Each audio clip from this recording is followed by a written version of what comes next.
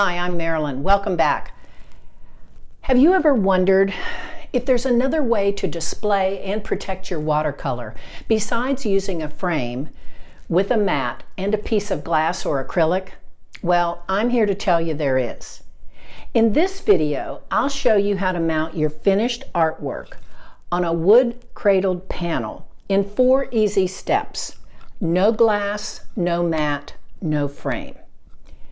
Less expensive and very stylish. In the last video, I showed you how to create a series of small paintings of something that's special to you. I used shells from my shell collection.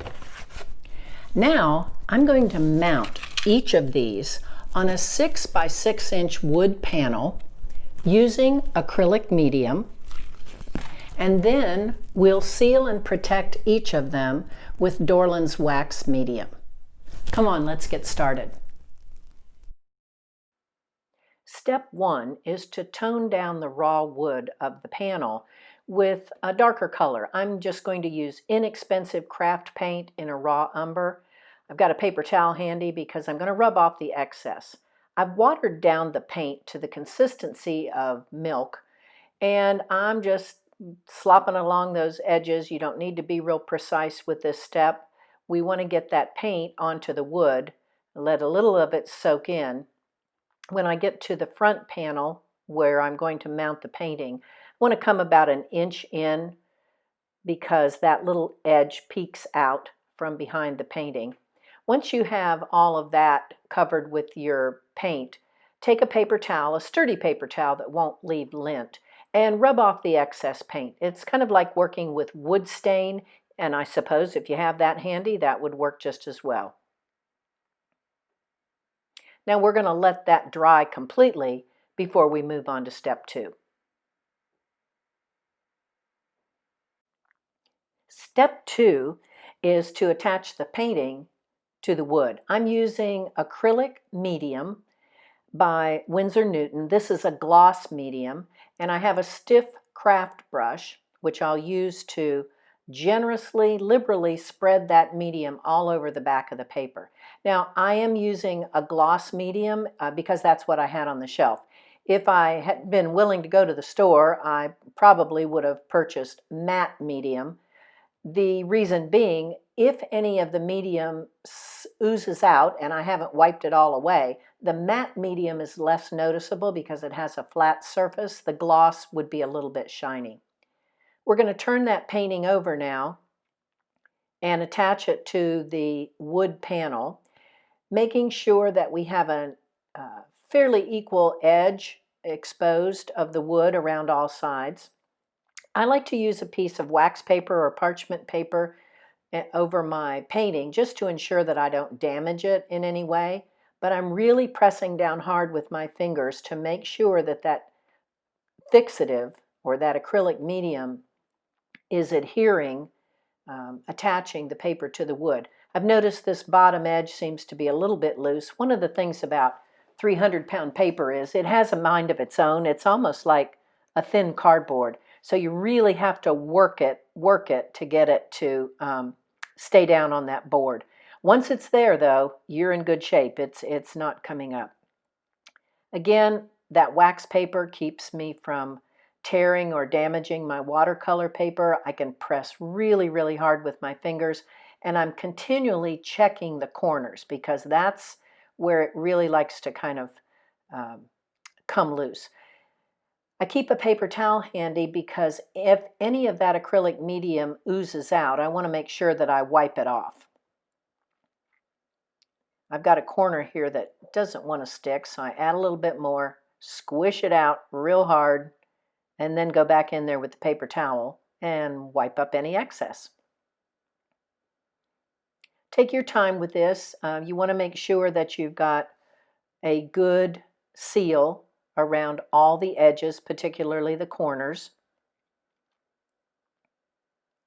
And once you have it in place, I like to put some weight on it and then leave it for the evening and let it sit overnight to dry completely.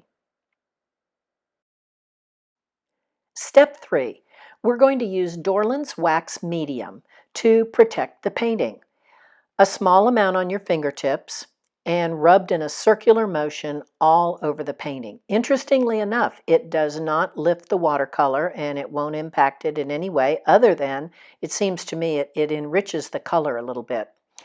You want to pay special attention to the edges around the painting so that you're protecting those as well. And I try to make sure that that little edge of wood that is exposed is treated with the wax medium.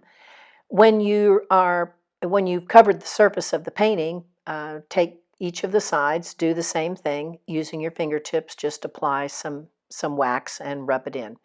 Now, I have used spray acrylic like a Krylon matte finish spray, and it works well. I just happen to like the look of the Dorland's wax.